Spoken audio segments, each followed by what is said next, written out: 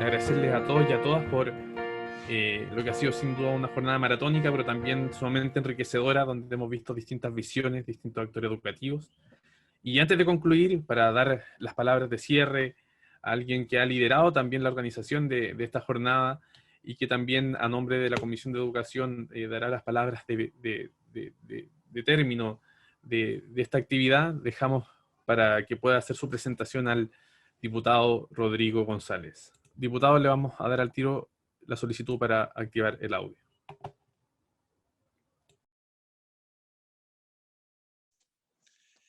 Bueno, muchas gracias, Juan Pablo. Bueno, como tú decías, esta jornada ha sido maratónica. Yo no quiero prolongar la maratón, ¿ah? Ya estamos cansados. Y voy a tratar, es bien difícil, de ser lo más breve posible, porque la primera reflexión que a mí me surgió y cuando estaba en el seminario era que era fantástico, extraordinario, el reflexionar y pensar, y sobre todo pensar juntos. A uno se le abren horizontes, se despiertan nuevos focos, se abren luces, y creo que este seminario lo primero que debiera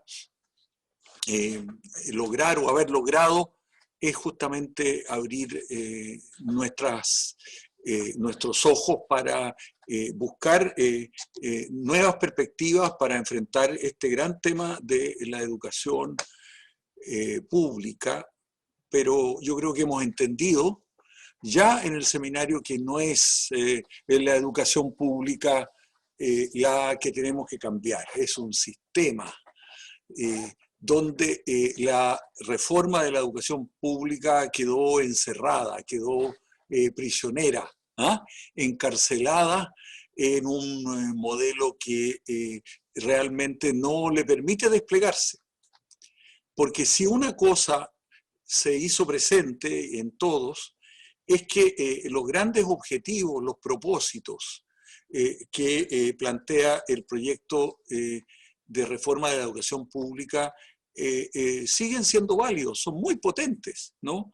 Se habla de que se debe asegurar el derecho a la educación, que la educación pública tiene que ser el pilar de un sistema educativo, que la educación pública tiene que estar vinculada al desarrollo del país, tiene que ser pertinente y conectada con los desarrollos e identidades territoriales, tiene que estar centrada en lo pedagógico y la innovación. Fíjense usted, se habla de la innovación, harto poco tiene, digamos, este proceso, ¿no? En esos objetivos de innovación.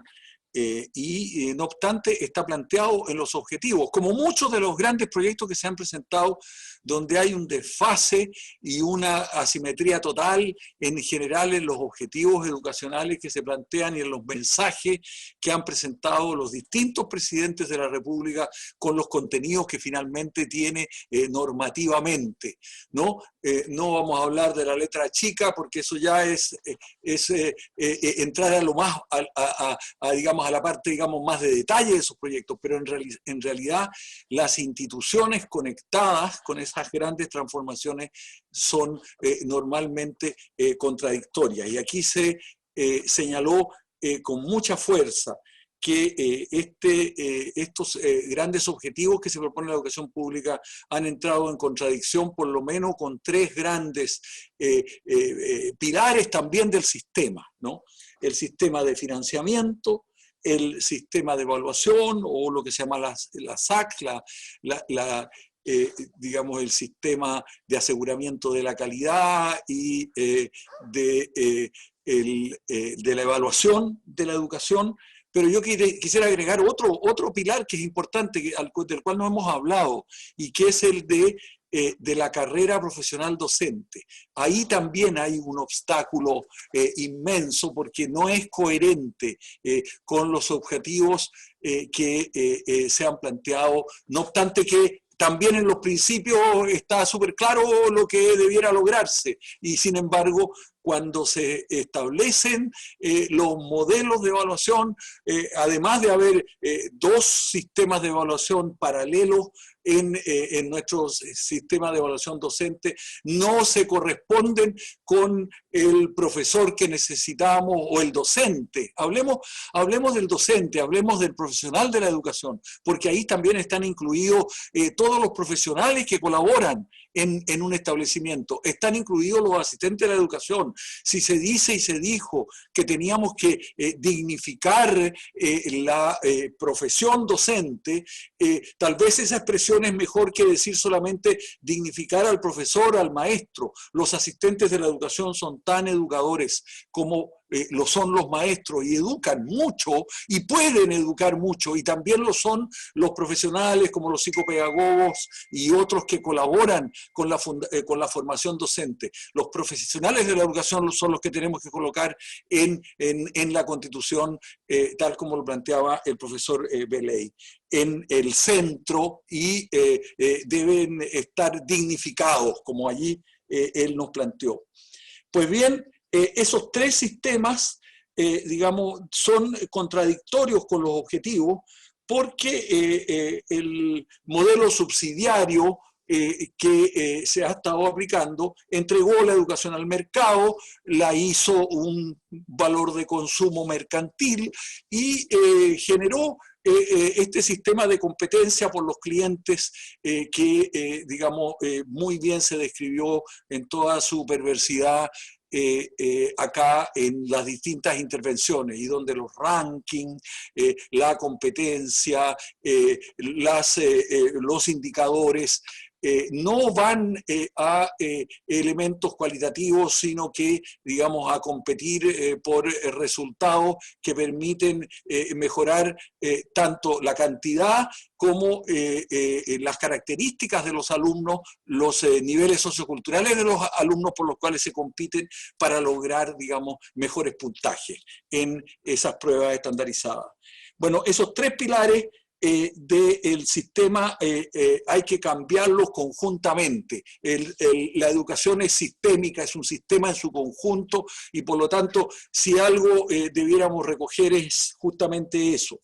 Y junto con esto, entender que los parches a un sistema, que la hibridez o la ambigüedad con que se hacen los cambios finalmente no producen nada bueno, porque finalmente, digamos, las descoordinaciones y las contradicciones que se producen, digamos, en la aplicación de los distintos cuerpos normativos finalmente conspiran con los objetivos que se han planteado en el sistema educativo. Entonces, yo creo que una de las cosas importantes que se plantearon, y lo dijo muy bien, creo, el rector Sangüesa, es que echamos de menos la posibilidad de haber tenido, y yo creo que tenemos que tratar de lograrlo en el futuro, un diálogo profundo, un diálogo verdadero sobre los grandes objetivos. Nos lo planteaba muy bien, creo,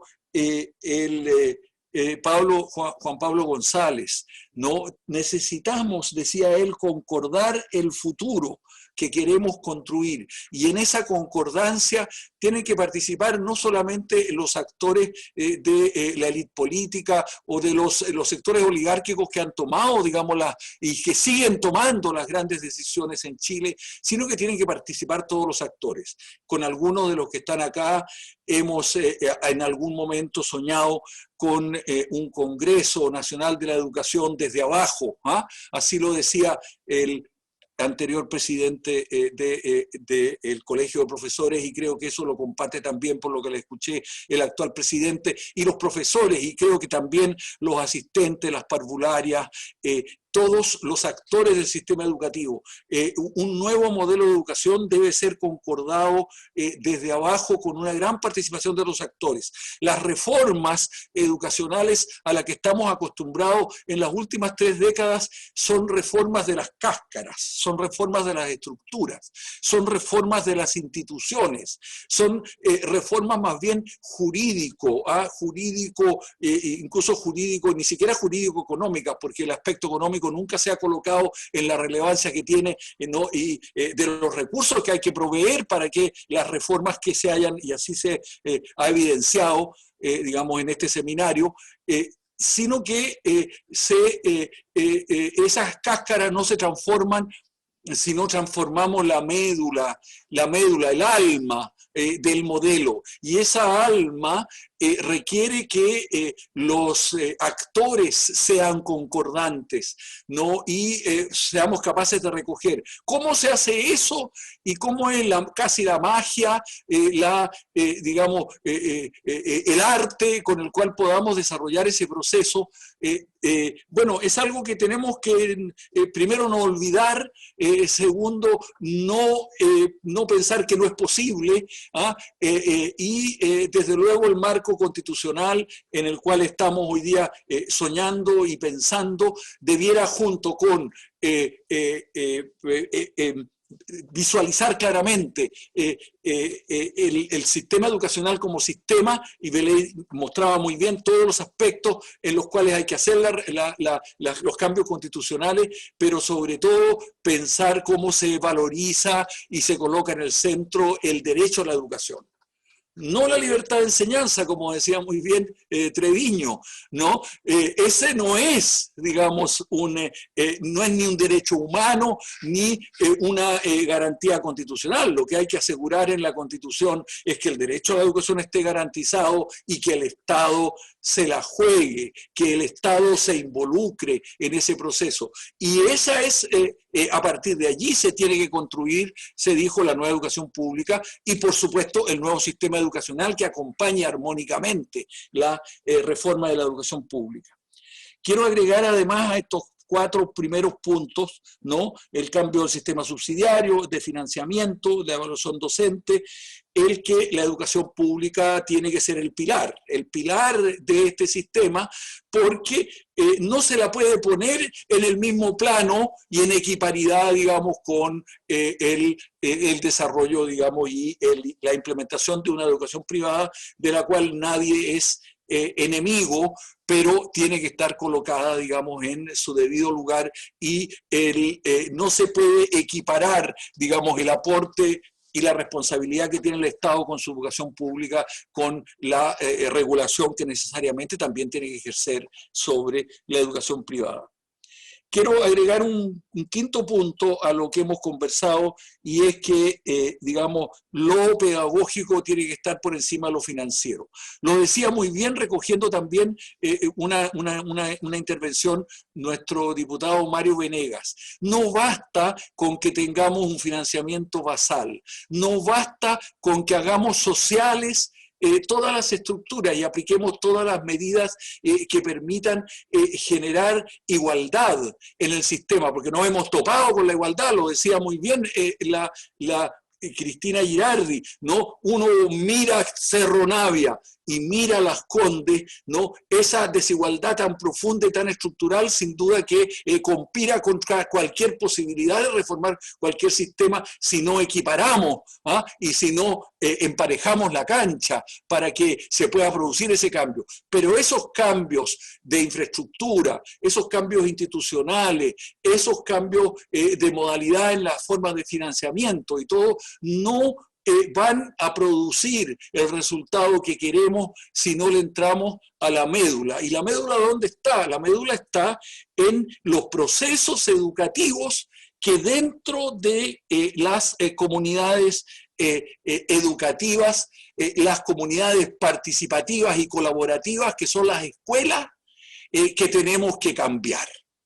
Yo quiero ponerle acento en eso, ¿no? El centro de una reforma de la educación pública y de cualquier cambio en la educación está en esta entidad que se llama la escuela, que puede tener, digamos, además muchas modalidades, muchas formas, pero que si el cambio no se genera y no se produce allí, y allí no se construye verdadera comunidad escolar, con niveles de participación de todos sus actores, incluso reverberando sobre el entorno, nos decía el profesor Sangüesa, Patricio Sangüesa, la transformación de una escuela que construye su proyecto educativo con participación de todos sus actores, que lo concuerda, que comparte, que construye un proyecto compartido, ¿no?, de transformación, vinculado a su territorio,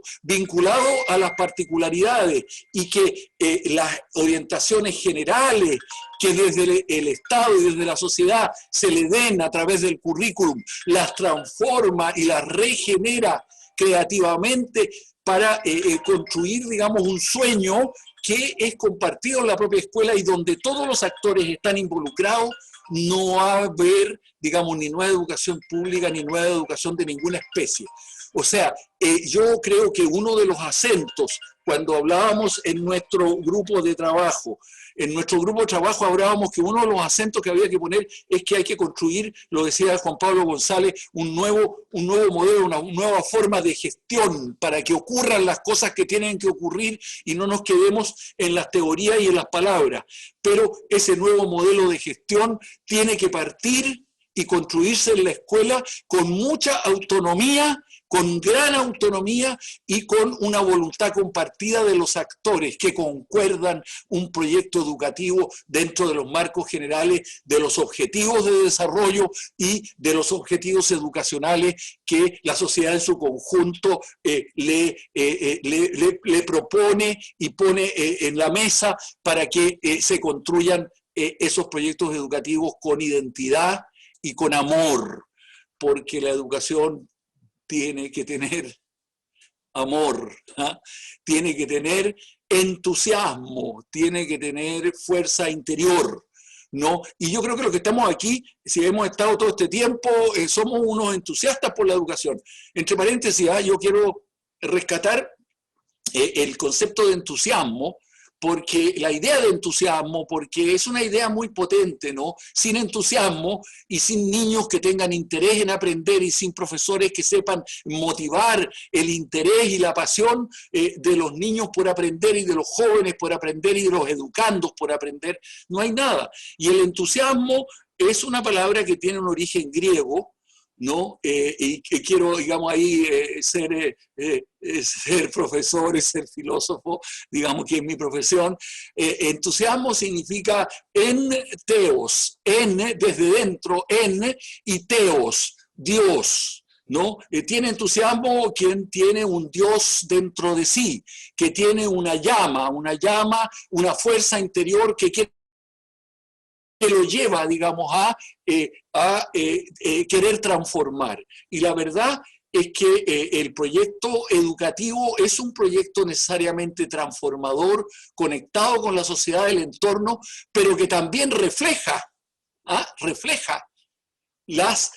los valores y las situaciones del entorno. Entonces, tampoco el cambio educacional va a ocurrir si no va acompañado de los grandes cambios estructurales que una sociedad necesita. Hay una interacción allí que tenemos que conversar, digamos, con mucha fuerza. Termino diciendo que además hemos hablado de que hay que poner fin a la precarización y al agobio laboral y buscar las condiciones para que ello ocurra, que es necesaria una renovación y un fortalecimiento de la formación de los profesionales de la educación, de los docentes y de también los otros profesionales, ¿no? Ahí las universidades tienen una misión, digamos, absolutamente indispensable. Estamos formando los profesores que necesitamos para este nuevo planeta que emerge con el peligro del cambio climático, con las grandes transformaciones de la inteligencia artificial, con los cambios en todos los niveles de la ciencia.